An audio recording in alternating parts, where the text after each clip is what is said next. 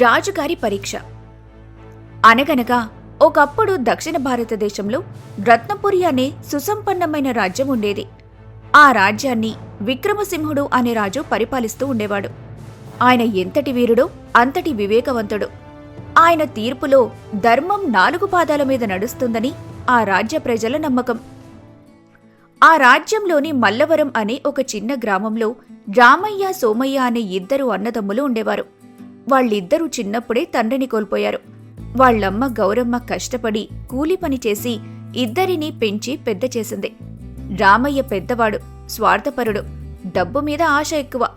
సోమయ్య చిన్నవాడు, అమాయకుడు, అమ్మంటే ప్రాణమిచ్చే రకం. గౌరమ్మ చనిపోయాక అన్నదమ్ములిద్దరూ ఆస్తులు పంచుకున్నారు. పొలాలు, ఇల్లు చెరిసగం తీసుకున్నారు.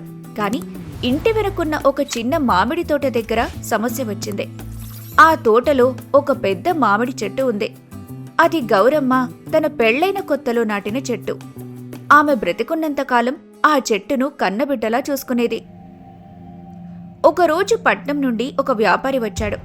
ఆ మామిడి చెట్టు కలప చాలా విలువైందని ఆ చెట్టును కొట్టేసి ఆ కలపను తనకిస్తే రామయ్యకు చాలా డబ్బిస్తానని ఆశ చూపాడు. డబ్బు కనబడగానే రామయ్య కళ్ళు ఆశతో మెరిశాయి.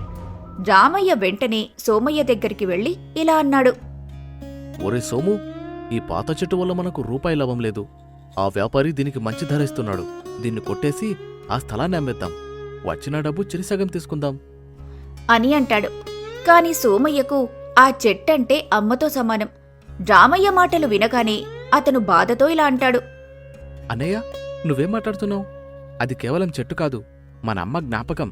చిన్నప్పుడు అమ్మ మనకు అక్కడే అన్నం తినిపించేది. ఆ చెట్టు నీడలోనే మనం పెరిగాం. అమ్మ ఆత్మ ఆ చెట్టులో ఉందన్నయ్య. దాన్ని నరకడానికి నా మనస్సు ఒప్పుకోదు. ఆ మాటలకు రామయ్యకు కోపమొచ్చింది. వ్యాపారి ఇచ్చే లాభం పోతుందేమో అని అనుకుని సోమయ్యతో కోపంగా ఇలా అంటాడు. జ్ఞాపకాలు కడుపు నింపవరో పిచ్చోడా. నాకు డబ్బు ముఖ్యం. నువ్వు ఒప్పుకోకపోతే రాజుగారి దగ్గరికి వెళ్దాం. నేను పెద్దవాణ్ణి, ఆస్తిపై నాకే ఎక్కువ హక్కు ఉందని చెప్పి తీర్పు తెచ్చుకుంటాను అని బెదిరించాడు రామయ్య. అది విన్న సోమయ్య ఎంత బతిమాలినా రామయ్య వినలేదు.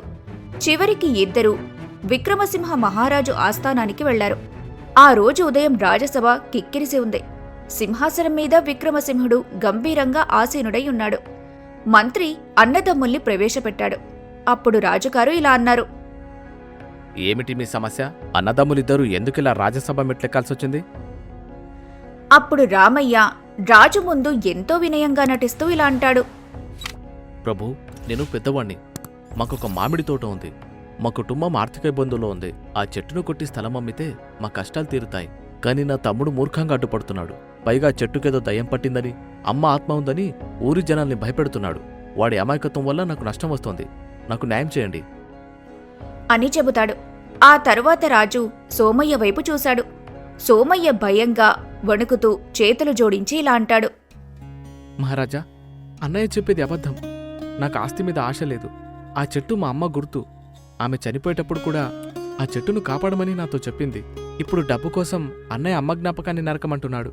నాకు డబ్బు వద్దు ప్రభు. ఆ చెట్టును మాత్రం కాపాడండి. విక్రమసింహుడు ఇద్దరి వాదనలు విన్నాడు. రామయ్య కళ్లల్లో అత్యాశ, సోమయ్య కళ్లల్లో ఆవేదన ఆయన గమనించాడు. కాని ధర్మం చెప్పాలంటే సాక్ష్యం కావాలి, లేదా వారి నిజస్వరూపం బయటపడాలి. అందుకే రాజు ఒక చిన్న నాటకమాడాలని నిర్ణయించుకున్నాడు. రాజు కాసేపు ఆలోచించి మంత్రివైపు చూసి ఇలా అన్నాడు. మంత్రిగారు, ఇద్దరి వాదనలు విన్నాను. ఆస్తి పంపకాలు ఇద్దరికి సమాన హక్కు ఉంది. ఒకరు అమ్మాలంటున్నారు, ఒకరు వద్దంటున్నారు. దీనికి పరిష్కారం ఒక్కటే అని అనగానే సభలో ఉన్న అందరూ ఆసక్తిగా చూస్తున్నారు. అప్పుడు రాజు గంభీరంగా ఇలా అంటాడు. ఆ చెట్టు ఇద్దరికి చెందుతుంది కాబట్టి దాన్ని ఎవరూ పూర్తిగా తీసుకోలేరు. సైనికులారా, వెంటనే వెళ్లి ఆ మామిడి చెట్టును నరికేయండి. ఆ చెట్టు కలపను, ఆ స్థలాన్ని సరిగ్గా 2 ముక్కలు చేసి చెరోసగం వీళ్లకు పంచండి. అప్పుడు ఎవరికీ అన్యాయం జరగదు. ఆ తీర్పు వినగానే రామయ్య ముఖంలో సంతోషం కనిపించింది. అప్పుడతను రాజుతో ఇలా అంటాడు. మహారాజా, మీ తీర్పు అద్భుతం. నా వాట కలప నాకిప్పించండి. నేను సంతృప్తిగా వెళ్తాను అని అంటాడు. కాని ఆ మాట వినగానే సోమయ్య గుండె పగిలినంత పనైంది. అతను పరుగున వెళ్లి రాజుగారి కాళ్ల మీద పడ్డాడు. అప్పుడతను ఏడుస్తూ ఇలా అన్నాడు. వద్దు ప్రభు, వద్దు. ఆ చెట్టును నరక్కండి. కావాలంటే ఆ తోట మొత్తం అన్నయ్యకి రాసి చేయండి. ఆ కలప, ఆ భూమి, ఆ డబ్బు మొత్తం అతనే తీసుకొనివ్వండి. కానీ అమ్మలాంటి ఆ చెట్టును మాత్రం చంపకండి. అది బ్రతికి ఉంటే చాలు. నేను దూరం నుంచే చూసుకుంటాను. దయచేసి ఆ చెట్టును నరకవద్దు. సోమయ్య కన్నీళ్లు చూసి సభలోని వాళ్ళందరూ చలించిపోయారు. విక్రమసింహుడు చిరునవ్వు నవ్వాడు. సింహాసనం దిగి సోమయ్య దగ్గరికొచ్చి అతన్ని పైకి లేపి ఇలా అన్నాడు. రామయ్య, చూసావా? చెట్టును నరకమన్నప్పుడు నీకు లాభం కనిపించింది.